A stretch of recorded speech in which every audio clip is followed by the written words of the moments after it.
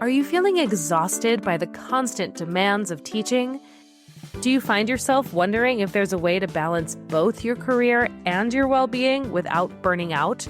Welcome to Unlock Your Teaching Potential, your permission slip to hit the brakes, recharge, and reignite your joy for teaching and living. I'm Dr. Jen Rafferty, former music teacher, author, TEDx speaker, and founder of Empowered Educator. And I've been where you are, exhausted, overwhelmed, and just trying to get through the day, making it all work. So each week, I'll bring you short, powerful episodes with actionable tools to help you reclaim your energy, set boundaries, and step into your full potential, both in and out of your role as an educator. So take a breath and let's dive in. It's time to unlock your teaching potential because the world needs you at your best. Today, we're diving into something that every teacher I know wrestles with at one point or another, and that's how to find and sustain real joy in this work without glossing over all of the hard stuff. Because let's be honest, happiness that demands that you deny your struggles isn't real happiness. It's performative, and we're not here to perform. We are here to reclaim our joy, and that starts from the inside out. So let's talk about the difference between true happiness and toxic positivity and how to unlock a deeper sense of fulfillment without emotionally bypassing what's real. So we're going to start with the reason why just think positive doesn't work. Because we've all heard this before, just be positive, think happy thoughts because it could always be worse and at least you have a job. Remember, we're doing this for the kids. And while all of these comments might come from a well-meaning place, they can be deeply invalidating. Toxic positivity is the denial, the minimization, or invalidation of authentic emotional experiences. It tells us to just smile through it instead of feeling through it. And when we suppress these difficult emotions, we are actually activating the stress cycle even further instead of completing it, which is what we need to do. And we keep our amygdala on high alert. And if you've been hanging out with me for a while, you know you cannot teach or lead or love or connect from that place of high alert for very long. Suppressed emotions are unprocessed stress. And stress recovery is brain recovery. So we need to do something else instead of pretending that everything is okay all of the time. And that means that we get to practice emotional literacy, which will, of course, increase our emotional intelligence. And emotional literacy is about naming your emotions, feeling them in real time, and honoring them without any judgment. This is the foundation of self-awareness and sustainable well-being. And of course, this is what we cover deeply in the Empowered Educator signature course, Thrive, which the link is in the comments if you want to check it out. But think of it like this. Every emotion that you acknowledge and that you process through is one less that your nervous system has to keep on carrying in the background. It's not that you're weak for feeling sad or angry or frustrated. Your brain is wired for these emotions. It is a beautiful part of being human, and it's essential for being an empowered educator. So if you're feeling like you're in the middle of a tough season at school, I invite you to say this either out loud or silently to yourself. I can feel this feeling, and I am still whole. My joy is not gone. It's just waiting for me on the other side of my emotional honesty. Emotional literacy is more than just naming your feelings. It's the practice of noticing and naming and navigating your inner emotional world with both self-compassion and skill. And this is important here because it is a skill that needs to be learned and needs to be continually fostered. We can't just learn it once and then we're done. We don't need more information about this. We need more reminders. And the best sort of reminders that we can get is within community. And this is a foundational part of resilience. And it directly impacts how your brain and your body is going to process your stress. When you practice emotional literacy, you move from reacting to responding. You get to calm your amygdala, engage your prefrontal cortex, and create the conditions that you need for clarity, for focus, and for real connection, not just bypassing it and saying everything is okay. But the truth is, most of us were never taught how to do this. And instead of learning how to feel our emotions, we've learned how to perform them. Which brings me to something we've started calling here in Empowered Educator, our emotional uniform. And the emotional uniform is that invisible armor that you put on every day. It's that forced smile, it's the steady voice, the I've got it together look, even when everything inside feels frayed and frenetic. It's the mask that we wear that says, I'm fine, even when you're not. And we wear these masks to protect ourselves. We protect ourselves from judgment, from vulnerability, and from the fear that if we let our real feelings out, we might not be able to keep going, and what would everyone else think of me? But here's the truth. The emotional uniform might feel like it's keeping you safe, but it's also keeping you stuck. Because when you're always armored, you're not truly able to connect. You're not able to connect to yourself or to your students or to your loved ones at home. You're just surviving.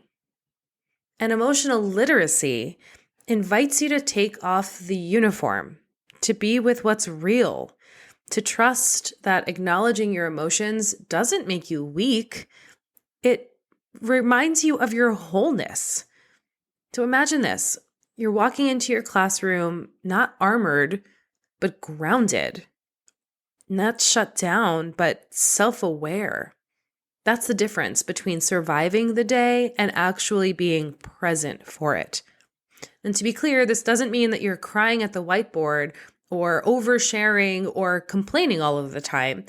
It means that you're internally honest with yourself, that you're tending to your inner world with the same care that you give to your students. You're asking yourself consistently, what am I feeling right now? What do I need right now? And then aligning yourself with getting those needs met. Then you start to reclaim your happiness, not as a mask, but as a muscle. Your happiness isn't about ignoring what's hard. It's about choosing what gives you life, even in the presence of the things that drain you. And this right here is what truly unlocks your teaching potential. When you stop hiding your emotions and start honoring them, you become a clearer, kinder, and more grounded version of yourself. You know, there was a year I was teaching chorus and general music, holding space for 150 middle schoolers a day while navigating my marriage that was falling apart. And day after day, I would pull it all together, put a smile on my face, try to keep on going. And one day, as I was passing out music to my chorus class, one of my students took the sheet music from my hand and she looked me in the eye and she said, "Are you okay?" And it was the strangest thing. It brings me to tears even just thinking about it, because in that moment, I felt seen. I thought I was pretending enough that I could not only fool my students, but I could fool my colleagues and, of course, fool myself, because it was easier to wear a mask and to perform than to deal with what I was going through. But it doesn't work that way. You can only fool everyone and yourself for so long. And in that moment, I just stopped pretending. I was so taken aback that she noticed that I genuinely and honestly responded to her by saying, "No, I'm not okay, but I will be." And in that moment, I even gave myself hope because I recognized where I was in this moment and it was okay.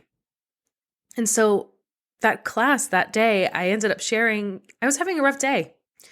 You know, we all have rough days, but I'm really glad that I get to be here with you in class today, even with the rough day that I'm having. And you know what happened? The class that I had softened. They leaned in and met me with humanity. And we sang. We sang in that chorus class, and that period felt more joyful, not because everything was perfect, but because it was real. And I'm going to invite you to sit with this question. What if your path to happiness isn't paved with positivity, but with presence? What if your joy isn't found in pushing away your pain, but in letting yourself be whole because you already belong the way you are? You won't get there by pretending everything is okay and sprinkling it with all of this toxic positivity. This is teaching with the brain in mind. That's your power. And as I said before, that's how you unlock your teaching potential. And as we close out the podcast for today, I have some news that I want to share. Things are always shifting and changing, and we are changing right along with it at Empowered Educator.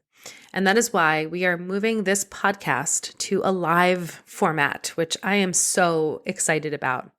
Starting this summer, I will be hosting a live webinar Wednesday once a month, because being with you live lights me up. What I love most about the work that I do in this world right now is interacting with you. I am a teacher at heart, and being in the classroom is the thing that gets me going. So while my classroom looks a lot different than it did when I was teaching music in the public school, I want to spend my time being in the room with the people I serve. And that means getting out behind this microphone and getting into rooms with you. So this new format will replace this podcast temporarily. And while I might return to this format in the future, this is another example of how I continue to walk the walk. I practice everything that I share with you. And when something doesn't feel aligned with me anymore, when there's something tugging at my heart that's different than what I'm doing right now, I get to choose to follow it. And sometimes that means saying goodbye to something. Sometimes it means changing your mind from something you thought you wanted not so long ago. But I am so excited about this webinar series, and you are the first to hear about it. So make sure you sign up for our mailing list at empowerededucator.com so you get to know when those sessions will be. I can't wait to see you there. Thanks for listening, and I'll see you soon. Remember, the most generous thing that you can do for your students is take care of yourself. So if you found today's episode helpful, be sure to subscribe so you never miss a moment of inspiration. And if you're loving the show, I'd love for you to leave a review. This helps more educators like you find the space to unlock their teaching potential too. Until next time, please remember that you are a gift to this world, so act accordingly. See you soon.